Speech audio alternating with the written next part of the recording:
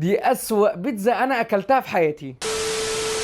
ريفيو النهارده عن واحد مؤخرا ناس كتير بتقول بيعمل احلى نجريسكو بيتزا في مصر، جاي من بورسعيد تحديدا على اكتر من فرع في القاهره، وصاحبه بيحلم انه يفتح في كل مكان في مصر. احنا في مطعم بيج بيتزا. مش هطول عليكم، ما ننساش بس ندعي لاخواتنا في غزه والسودان ونصلي على الرسول ونذكر الله، وتعالوا نشوف مطعم بيج بيتزا بيقول ايه. انا رحت فرع بيج بيتزا اللي في مصر الجديده، ده المنيو بتاعهم، خدوه سكرين شوت. المنيو بتاعهم بسيط وعندهم حاجه جامده قوي، وهو انك تطلب نص بيتزا بتكون 4 قطع حجمها متوسط، وبكده تقدر تطلب اكتر من نص بالاطعمه اللي نفسك فيها. طلبنا نجريسكو فراخ وده اشهر طبق عندهم، وطلبنا 3 انصاص من البيتزا، تشيكن كريسبي، تشيكن باربيكيو، وتشيكن الاتورك. بدات اول حاجه بالتشيكن باربيكيو. من اول شده كده للقطعه، الجبنه عالميه في المطه بتاعتها، الطعم بتاعها حكايه من طعم الباربيكيو والفراخ مع العجينه الخفيفه اللي طعمها كان رايق قوي، فكانت عظمه. بعدها دخلت في التشيكن كريسبي. الكريسبي عندهم قطع كبيره وطعمها جامد جدا مع الجبنه عظمه قوي. طبعا هم مغرقينها في صوص الرانش، ولكن ما فضلتوش قوي مع الفراخ الكريسبي، مع ان الصوص بتاعهم حلو قوي. العجينه من ظهرها حلوه جدا يا اخواتي، وطعمها لوحده دمار. اخر نوع بقى اللي تشيكن على ترك، ودي اجمد بيتزا جربتها يومها. طعم التركي المدخن مع الفراخ عالميه، وبيتزا خفيفه وحلوه جدا. وعلى فكره اي بيتزا بينزل عليها صوص رانش، وممكن تبدل الرانش باي صوص تاني من عندهم، سواء بيك تيستي او باربيكيو. اللايك بتاعك الجميل بقى التوني، اوعى تكسل فيه عشان نكمل بقى الطبق اللي بعديه. بعد كده دخلت في النجريسكو اللي كانت مولعه وسخنه نار وغرقانه جبنه من فوق بشكل مش طبيعي، مفيش اعظم من كده. اوعى المطه يا عم الحاج. وفيها مشروم كتير كمان، طعمها كان حلو جدا، والوايت صوص والجبنه عالميه. عيبها الوحيد بالنسبه لي الفراخ قليله شويه ومش متوزعه بشكل كويس، وحسيت كميه المشروم زياده قوي، يعني يمكن زياده او بنفس كميه الفراخ، وده مش صح قوي بالنسبه لي. غير كده ولا غلطه، ومن اجمد الحاجات اللي اكلتها هناك، ولازم تجربها لما تروح. هنا يا اخواتي انا شرقت مش اكتر، البيتزا بتاعتهم عظمه للامانه. بس كده يا اخواتي، ده كان ريفيو النهارده. ما تنساش لو عجبك تعمل لنا لايك ومتابعه عشان يوصلك كل جديد. صلي على الرسول ونذكر الله، سبحان الله وبحمده، سبحان الله العظيم. سلام.